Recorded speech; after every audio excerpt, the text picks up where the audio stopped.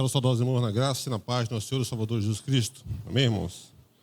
Quero dizer também que hoje eu vou precisar de uma graça especial do Senhor. Até mais ou menos na quinta-feira, estava muito gripado, a voz ainda está bem complicada. Estava meio sem voz, estava muita tosse, mas aprova o Senhor nos restaurar para estarmos aqui nessa noite. O texto pelo qual eu gostaria de convidar você para refletir comigo se encontra na primeira epístola de Pedro. Primeira epístola de Pedro, no capítulo 2. Vamos ler do versos 9 e 10. Primeira epístola de Pedro, no capítulo 2, versos 9 e 10. Quero pensar com os irmãos nessa noite sobre o tema a identidade do povo de Deus. O que nos define? O que nos faz povo de Deus? Como é que nós fomos chamados? O que aconteceu para que isso se desse, de recebermos o nome de povo do Senhor? Primeira epístola de Pedro, capítulo 2, versos 9 e 10, diz assim a palavra do Senhor. Vós, porém, sois raça eleita, sacerdócio real, nação santa, povo de propriedade exclusiva de Deus, a fim de proclamar as virtudes daquele que vos chamou das trevas para a sua maravilhosa luz. Vós, sim, que antes não eres povo, mas agora sois povo de Deus, que não tinhas alcançado misericórdia, mas agora alcançastes misericórdia. Curva sua cabeça, vamos falar com Deus uma vez mais. Pai Santo, Deus de toda graça, nós somos carentes de Ti, Senhor. É a Tua voz e unicamente a Tua voz que queremos ouvir nessa noite, Senhor. Portanto, Deus querido, que em nome de Jesus, Pai Santo, Tua palavra fale com poder e glória nessa noite, Pai. De modo intenso, poderoso, gracioso, Deus querido. De modo tão intenso que todos nós voltemos para casa dizendo, Deus falou comigo. Seja noite de cura, noite de renovo, noite de encontro ungido com a Tua palavra e contigo, Senhor. Pedimos que seja assim, Pai Santo. Sabemos que assim já está sendo feito, Senhor amado. É em nome de Jesus que oramos, Senhor. Amém, ó Deus. Amém, Senhor. Meus amados, se há uma convicção sempre presente na mente, no coração, na pregação da igreja, nos anseios da igreja, é a convicção em fé de que Jesus voltará. Esse é o anseio da igreja. A igreja anela por esse dia. A igreja diz, Maranata, ora vem, Senhor Jesus. A igreja prega voltada a isso. A igreja busca o Senhor voltado a isso. Nosso coração é tomado, portanto, de profundo senso de pertencimento a Deus, cada vez que essa verdade é mencionada. Jesus voltará.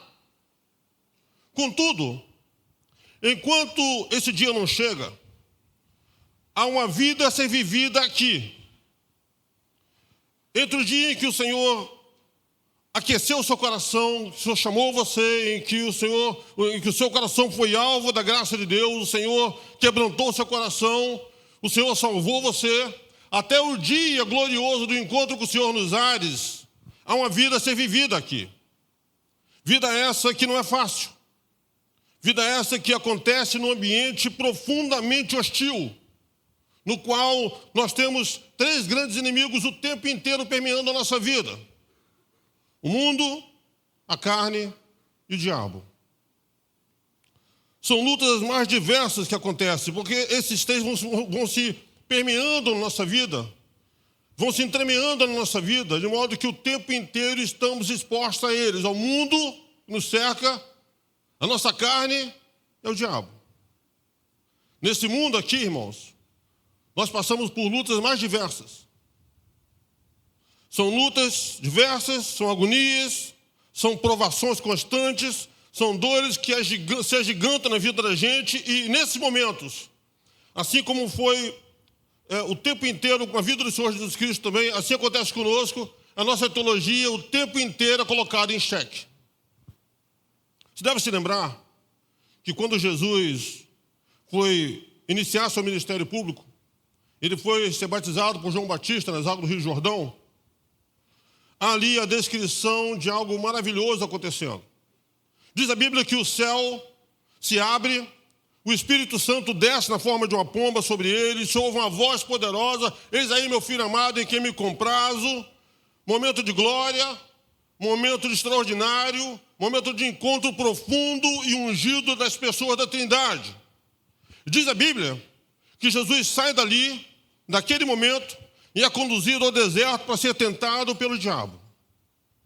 Ele passa 40 dias em jejum ali, e ao final dos 40 dias, diz a Bíblia que Satanás se apresenta a ele. E antes de qualquer coisa, diz a ele: se tu és o Filho de Deus, perceba, antes de qualquer tentação, a tentação primordial é: você acredita mesmo que você é filho de Deus? O que você está fazendo nesse deserto? Você acha mesmo que você deveria estar nesse deserto? Você acredita mesmo que deserto é lugar de filho de Deus? O que você está fazendo aqui? Se tu és o Filho de Deus, em outras palavras, ele está dizendo: esse não é o seu lugar.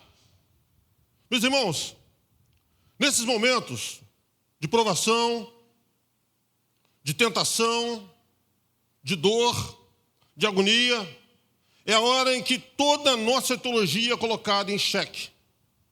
É a hora de se verificar o quanto tudo isso que nós ouvimos aqui, cantamos aqui, declaramos aqui, professamos, é trazido para a prática. E nessas horas, o modo pelo qual nós podemos passar pelo dia mal, o modo pelo qual nós podemos atravessar essas horas difíceis, é saber quem somos nós. De qual é o nosso chamado? O que nos aguarda? Em outras palavras, quando você estiver passando por provações, por lutas, tentações, dores na alma, quando a sua alma estiver inclinada a chorar, quando você se encontrar na tentação de retroceder, lembre-se de quem você é. Lembre-se de quem chamou você. Eu estou dizendo isso porque é disso que esse texto aqui que acabamos de ler trata. Aqui é Deus dizendo: meu filho, você quer saber quem você é? Você quer saber o que define meu povo?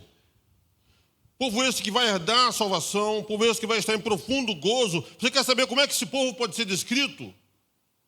Diz o texto, verso 9: vós, porém. Iniciando aí. Quando Pedro diz vós, porém, ele está fazendo um contraste direto com aquilo que ele acabara de falar. No verso 7 e 8, ele acabou de falar sobre a rejeição a Cristo. Cristo sendo a pedra angular. Ele diz: pessoas vêm a não crer nisso. E para aqueles que não creem nessa pedra angular, ela se torna pedra de tropeço para eles. Tropeçam na palavra e permanecem em desobediência. Esse é o povo. Mas agora Pedro olha para a igreja e diz que eu vou passar a falar agora de respeito a um povo que habita esse mundo, que se relaciona com esse mundo, que vai para a escola, que vai para o trabalho, que se casa, que se dá em casamento, que trabalha, que frequenta escolas, servem e são servidos, mas é um povo diferente. Vós, porém, é um povo composto de homens e mulheres que foram alvos do amor complacente de Deus. Deus fixou neles o seu olhar gracioso. Deus fixou neles o seu afeto. Eles foram resgatados do império das trevas e transportados para o reino do Filho do seu amor e tiveram algemas espirituais quebradas. Eles nasceram de novo. É um povo que é peregrino aqui. Eles almejam a Nova Jerusalém, eles moram aqui, contudo, eles sabem que aqui não é morada permanente. Eles almejam a Nova Jerusalém, eles almejam o céu. Esses foram feitos filhos de Deus. Aí Pedro prossegue e diz: vós, porém, sois raça eleita. Em outras palavras, ele diz: vocês fazem parte da igreja do Senhor. Igreja essa que pode ser descrita como a comunidade dos eleitos. O que significa que Deus soberanamente nos separou para si mesmo. Ele fez opção de amar esse povo. Ele fez opção de amar você por um ato de pura graça. Ainda antes de existir, meus irmãos, o primeiro átomo no universo, não haviam planetas, não haviam cosmos, não havia poeira cósmica circulando por aí. Você já era alvo desse amor. Não havia nada ainda, mas havia o amor do Senhor.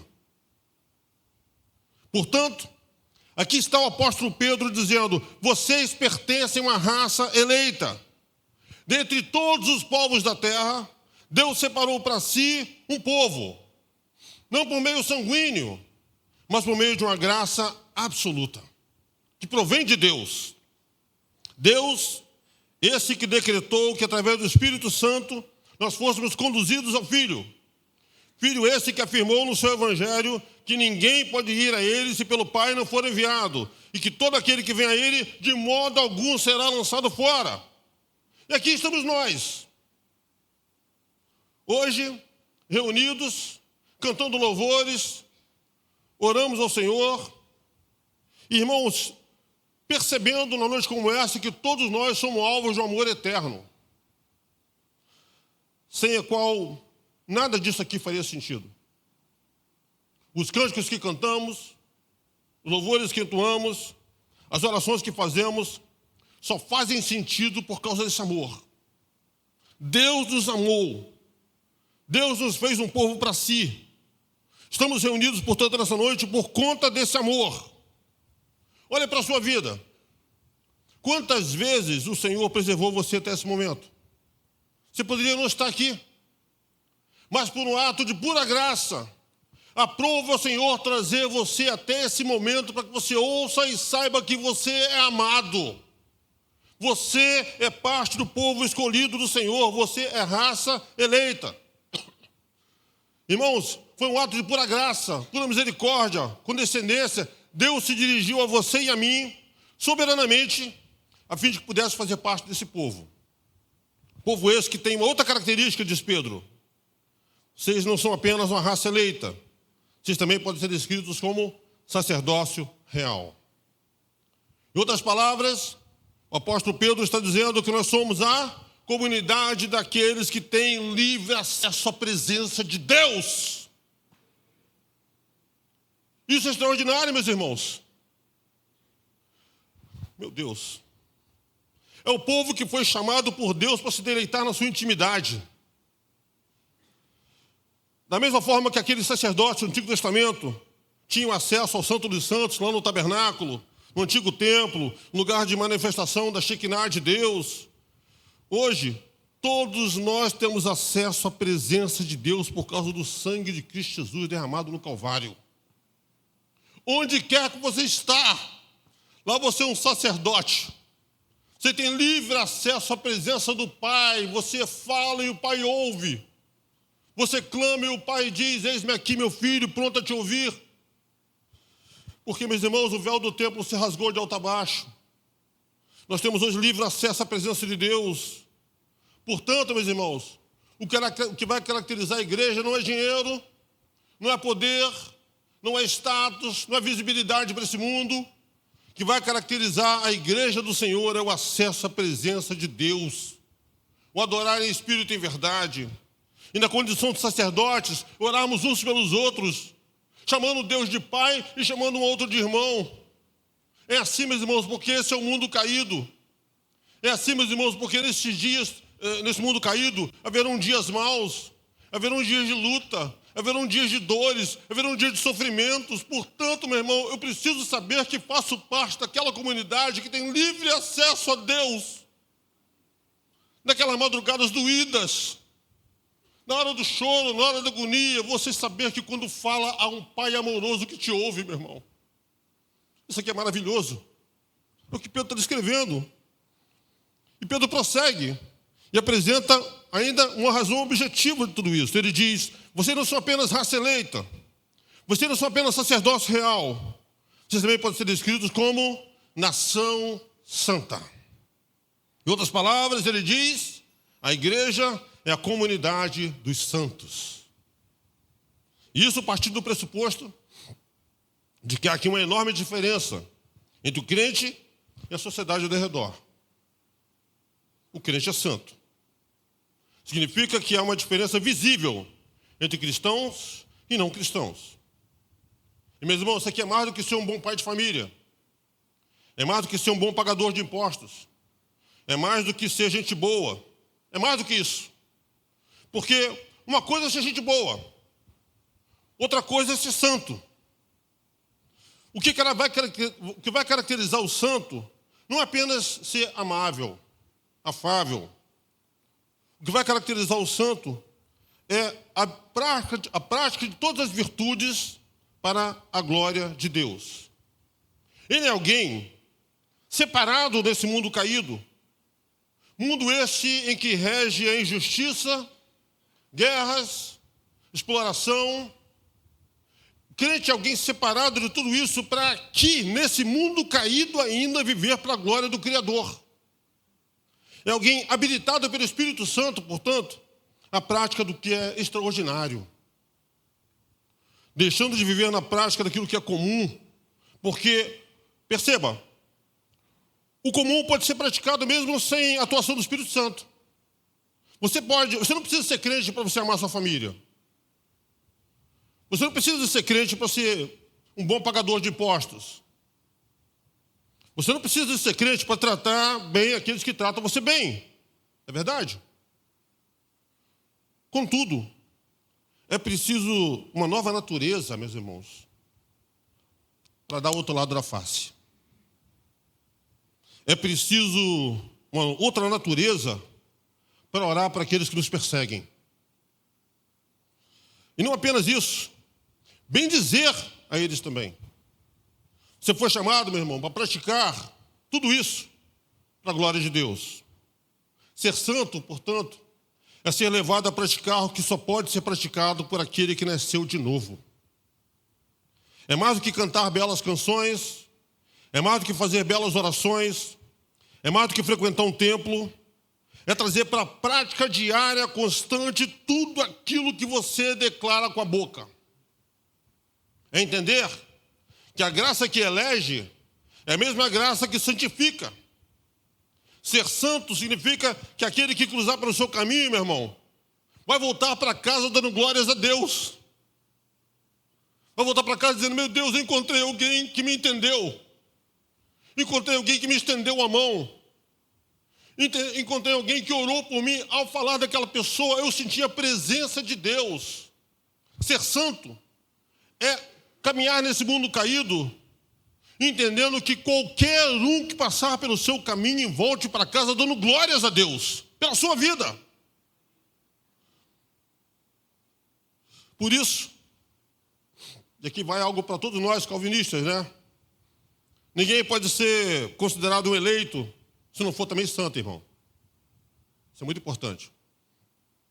Ser cristão é ser parecido com Jesus. Porque você não se pertence mais, você tem um dono. É isso que Pedro vai prosseguir na nossa fala. Ele diz, vocês também são povo de propriedade exclusiva de Deus. Irmão, isso aqui é uma definição por excelência da igreja. Igreja é a comunidade daqueles que foram constituídos por Deus como sua propriedade exclusiva. Pertencemos a Deus. Fomos comprados por Cristo, através do derramar do seu sangue na cruz do Calvário, para pertencermos ao Criador. E o que significa, portanto, ser propriedade exclusiva de Deus? Ser propriedade exclusiva de Deus significa viver debaixo do cuidado do Senhor. Ser propriedade exclusiva de Deus significa que você tem um dono que ama você com amor eterno. Significa que ele se importa com você. Em outras palavras, é ter uma nova identidade, é ter um novo propósito que não pode jamais ser tirado de nós. Aliás, meus irmãos, o próprio apóstolo Pedro experimentou de forma pessoal essa extraordinária dimensão do amor de Deus. Pedro havia caminhado com Jesus por 3 anos. Pedro havia visto sinais extraordinários que nenhum mortal antes dele havia visto. Pedro havia escutado palavras absolutamente extraordinárias. Pedro foi tirado do comum e passou a viver o extraordinário. Havia visto milagres, ouvido palavras maravilhosas e até mesmo confessado para Jesus, tu és o Cristo, o Filho do Deus vivo. mas ele também conheceu o peso da própria fraqueza dele. No momento em que Jesus foi traído, foi preso, Pedro, tomado pelo medo, pela agonia daquele momento, seguiu de longe. E lá no pátio, diante de algumas pessoas, Pedro negou a Jesus não uma vez, não duas vezes, mas 3 vezes. Aquele que havia transformado a vida dele era agora alvo de negação. Enquanto Jesus, portanto, seguia agora para o Calvário, Pedro entrava agora na noite escura da alma. Pedro mergulhava naquele ambiente agora de escuridão. Meu Deus, eu neguei meu mestre. Eu neguei aquele que me chamou, que deu sentido à minha vida. Eu neguei aquele que me amou como ninguém jamais me amou antes. E aí Pedro sai dali tomado de culpa. Diz a Bíblia que Jesus ressuscita. Os discípulos começam a ver Jesus. Mas Pedro, em dado momento, diz: olha, eu vou voltar a pescar. Vou pescar. Jesus é crucificado. A morte não consegue retê-lo. Ele ressuscita. Começa a aparecer alguns discípulos. Mas há um momento especial de confronto que Pedro precisava experimentar ainda. O Evangelho de João, no capítulo 21, que vai nos narrar essa história. Diz a Bíblia que junto ao mar de Tiberíades, no mar da Galileia, Pedro e alguns discípulos estavam ali. Pedro diz para eles: olha, eu vou pescar. E os outros vão com ele. Em meio àquela dor, em meio àquele abatimento, em meio àquela tristeza, melancolia, tomando o coração deles, aquela noite escura, madrugada chegando, noite inteira, portanto, de pescaria absolutamente infrutífera. Nem um peixe sequer, nem Pedro e os discípulos conseguem pescar. Nada pescaram. Até que no final daquela madrugada, Pedro e os discípulos ouvem uma voz vindo lá da praia. Está um tanto quanto escuro ainda, não conseguem discernir muito bem quem é, apenas ouvem uma voz vindo da praia. E essa voz diz para eles: filhos, tendes aí alguma coisa que comer? E eles disseram: absolutamente nada. Não pescamos nada, noite infrutífera, noite de vazio.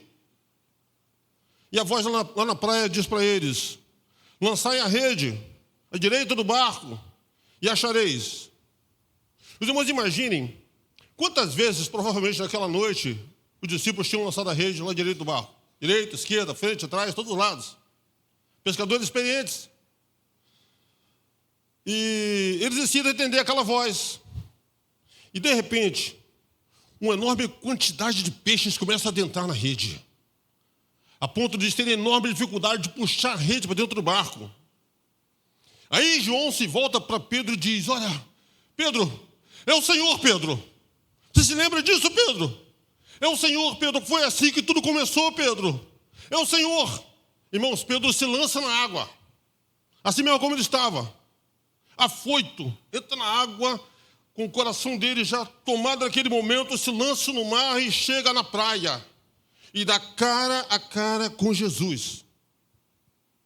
Nada é dito naquele momento inicial. Eles sabem que é Jesus, mas são tomados de uma certa, suspensão de coração. Aí eles estão ali agora, trazem peixinho, faz ali uma fogueira, começam a assar o peixe. Se assentam, aí de repente chega a hora. Jesus olha dentro dos olhos de Pedro e pergunta: Simão, tu me amas? Pedro diz: Senhor, tu sabes que eu te amo. Segunda vez, Jesus volta a perguntar a Pedro: Simão, tu me amas? Pedro diz: Senhor, tu sabes que te amo. Uma terceira vez mais, Jesus volta a perguntar: Simão, tu me amas? E Pedro, tomado daquele momento, diz: Senhor, tu sabes tudo, Senhor. Tu sabes que eu te amo. E nas 3 vezes que a pergunta é feita a Pedro, e Pedro diz que tu sabes que te amo, Senhor, o que Jesus diz para Pedro é: apacenta minhas ovelhas, Pedro. apacenta, cuida do meu rebanho, Pedro. E essa pergunta repetida 3 vezes. 3 foram as negações e 3 afirmações de Pedro. E nas três vezes ele ouviu: então apacenta as minhas ovelhas. Em outras palavras, Pedro estava experimentando ali, irmãos, o que significa ser propriedade exclusiva de Deus. Aquele que nos amou, nos tem em suas mãos. Não importa o que você faça na sua vida. Não importa os caminhos para onde você vá. Não importa como está a sua vida no dia chamado hoje. O que importa é você saber que você tem um dono, meu irmão. E a sua vida está nas mãos do Senhor. Significa que Ele se importa com você. Significa dizer que você é amado. Significa que a sua vida está nas mãos dele. Significa experimentar a restauração. É saber que o nosso pecado não tem a última palavra. O que tem a última palavra é a graça redentora e restauradora do Senhor. Ser propriedade exclusiva de Deus é viver debaixo do cuidado do bom pastor da nossa alma, que vai atrás da ovelha perdida até encontrá-la. É ter certeza de que mesmo quando falhamos, nós ainda pertencemos a Ele. Porque fomos comprados por um preço, sangue precioso de Jesus. Meus irmãos, nessa jornada aqui, nós somos peregrinos. Aqui não é a nossa morada. E nessa jornada aqui, certamente haverão dias de lutas, haverão dias de dores, haverão dias de angústias. E o que vai contar, portanto, meu irmão, é saber que você é propriedade exclusiva de Deus. Você está nas mãos do Senhor. E absolutamente nada nem ninguém pode tirar você da mão do Senhor. Você tem um dono. Porque você é amado. E absolutamente nada pode separar você desse amor. Só que agora, diante desses fatos, diante dessas verdades, Pedro agora passa a falar sobre a missão da igreja. Sendo tudo isso pela graça de Deus, separados pelo Senhor, né? Como Pedro disse no verso 9, né? Sendo, por exemplo, raça eleita, sacerdócio real, nação santa, povo de propriedade exclusiva de Deus. Qual a nossa vocação? Qual a nossa missão nesse mundo caído? A resposta do apóstolo Pedro é direta. Ele diz: a fim de proclamar as virtudes daquele que vos chamou das trevas para a sua maravilhosa luz. Em outras palavras, todo aquele que foi chamado para a salvação foi também chamado para proclamação. De modo que todos aqueles que são raça eleita, sacerdócio real, nação santa, povo de propriedade exclusiva de Deus, têm um propósito: proclamar as virtudes daquele que vos chamou das trevas para a sua maravilhosa luz. Veja bem, você não proclama de segunda mão. Você não proclama algo que você ouviu dizer que foi realizado na vida de outra pessoa. Você anuncia o que Deus fez por você. Você anuncia o que Deus realizou na sua vida. Você proclama esse Deus absolutamente maravilhoso, poderoso, gracioso, que mudou a sua história. Esse que chamou você das trevas para a sua maravilhosa luz. Esse que perdoou os seus pecados. Esse que deu a você um novo coração. Esse que deu a você uma nova mente, uma nova vida, uma nova família. Aquele que arrancou você da casa do valente, que libertou você do império de Satanás, que arrancou você com mão forte do império das trevas e trouxe e transportou você para o reino do Filho do seu amor. É isso que você anuncia. Foi para isso que você foi chamado. Proclamar o que Deus fez por você. Como ato de pura graça, Deus fez a opção de salvar você. Mas há uma outra ênfase aqui. Já sabemos quem somos. A palavra de Deus acaba de nos mostrar qual é a nossa identidade, o que é que nos define. Mas há uma outra questão aqui. Como é que nós viemos a nos tornar raça eleita? Como é que nós viemos a nos tornar sacerdócio real, nação santa e povo de propriedade exclusiva de Deus? O que aconteceu para que isso se desse? A resposta extraordinária do apóstolo Pedro no verso 10. Vós sim, que antes não erais povo, mas agora sois povo de Deus. Que não tinhas alcançado misericórdia, mas agora alcançastes misericórdia. Meu Deus. O que está sendo dito aqui, meus irmãos, é que eu anuncio o Evangelho, porque esse Deus fez uma obra em mim. Esse Deus maravilhoso fez uma obra poderosa em mim e em você. Eu não era povo, mas agora sou povo. Eu estava perdido e fui achado. Eu estava morto e Ele me deu vida. Eu estava escravizado, mas agora sou livre. Eu era escravo do pecado, da carne, do mundo e do diabo, mas agora sou servo eleito de Deus. Eu era cego e agora vejo. Eu estava indo para o inferno, agora sou cidadão do céu. Porque eu fui alcançado pela mais absoluta, maravilhosa e graciosa misericórdia. Louvado seja o nome do Senhor. A grande questão aqui, já estou encerrando, é muito simples. Meus irmãos, nós passamos dia após dia, semana após semana, mês após mês, ano após ano, ouvindo o Evangelho. Ouvindo pregações, cantando louvores. E o grande risco que nós corremos, meus irmãos, é se tornar apenas uma informação que fica na nossa mente, não alcança o coração. A gente fica andando naquela roda viva, sabe?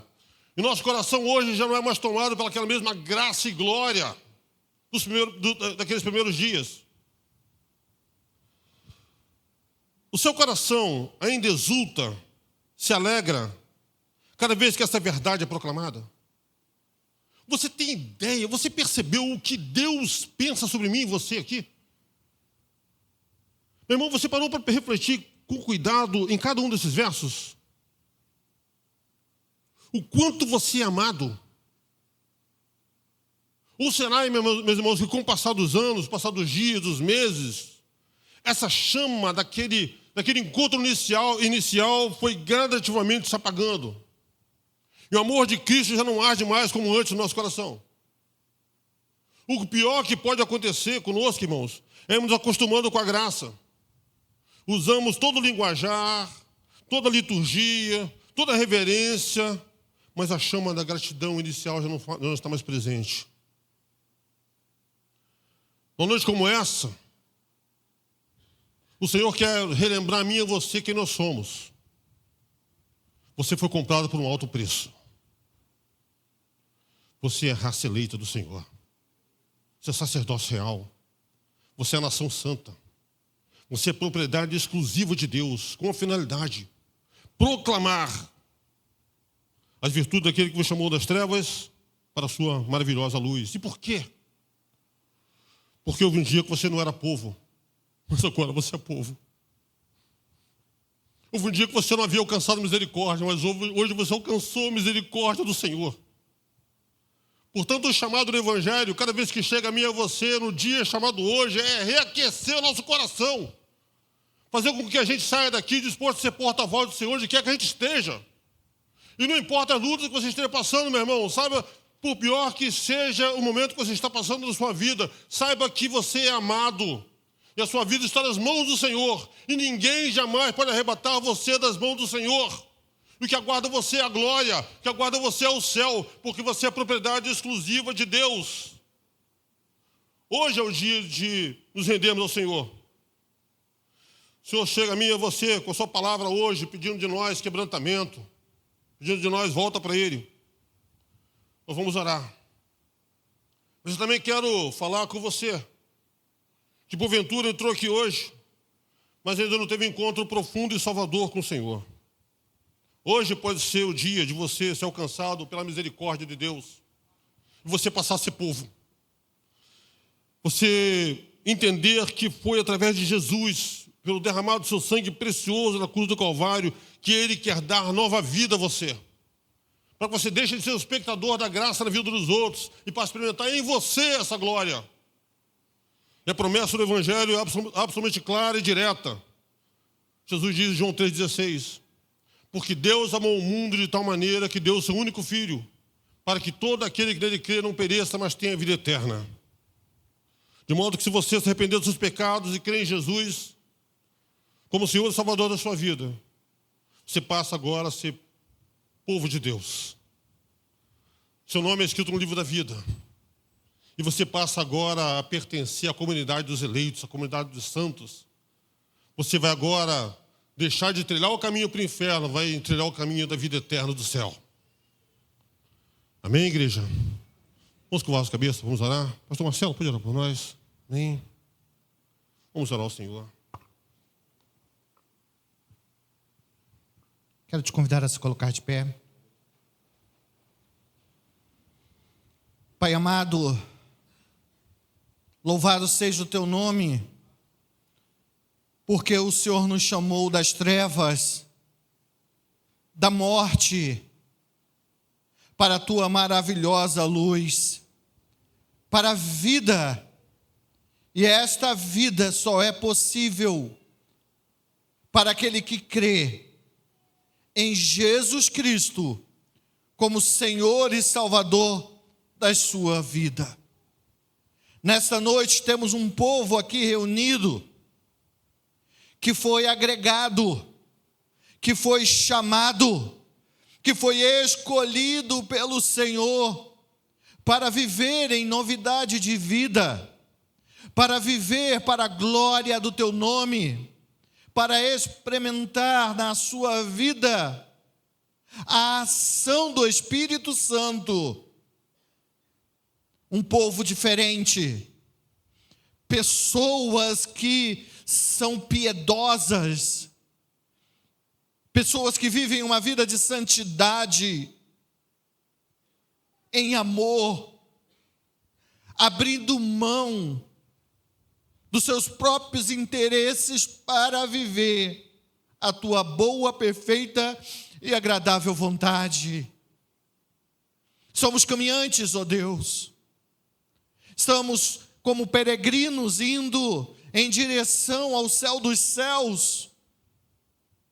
Nessa jornada, há lutas travadas diariamente, tempestades que chegam sem aviso, dias em que nosso coração se rendem à tristeza e ao choro, mas nós sabemos que o Senhor Jesus, vivo, reina pelo século dos séculos, é caminhante conosco e está ao nosso lado nessa jornada para a eternidade. E alentamos o nosso coração, revigoramos as nossas forças e encontramos paz, a paz que excede a todo o entendimento. Obrigado, Senhor, porque a tua palavra reaviva em nós qual é a tua vontade para o teu povo. Nós somos chamados a viver em novidade de vida, e enquanto caminhamos aqui, nós somos chamados a testemunhar ao mundo que há somente um Senhor, há somente um Deus, e este é aquele que pode dar vida ao pecador, ao morto espiritualmente. A palavra foi anunciada nesta noite, uma palavra que é vida, e que esta palavra tenha penetrado em cada coração, de forma a cada coração se voltar ao Senhor, avivar em seu coração